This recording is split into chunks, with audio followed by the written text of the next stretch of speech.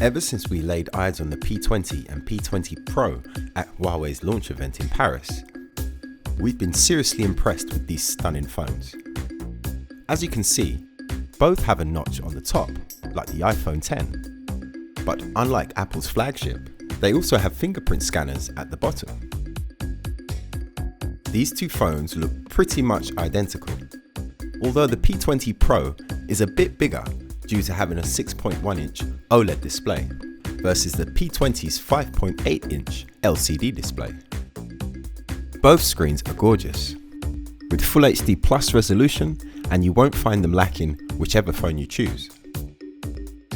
Onto the cameras now, and the P20 is a very competent snapper with its dual-lens camera system from Leica.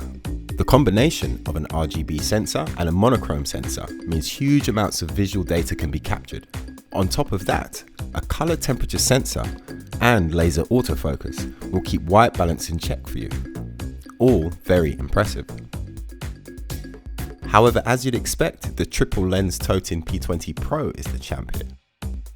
With the RGB sensor up to a whopping 40 megapixels and the inclusion of pixel fusion technology to capture more light, great for low light conditions. In addition, you have hybrid zoom. That third lens gives you a 3 times optical zoom with image stabilization thrown in, so you'll be able to take unbelievably crisp close-ups. Both phones here get the same 24 megapixel front-facing camera and 960 frames per second super slow motion. And specs-wise, both phones here are powered by the Kirin 970 chipset and have 128 gigabytes of storage. The P20 Pro has 6 gigabytes of RAM, which is 2 more than the P20, as well as a slightly larger battery. In conclusion, both of these phones are super impressive and could easily hold their own with any other flagship on the market today.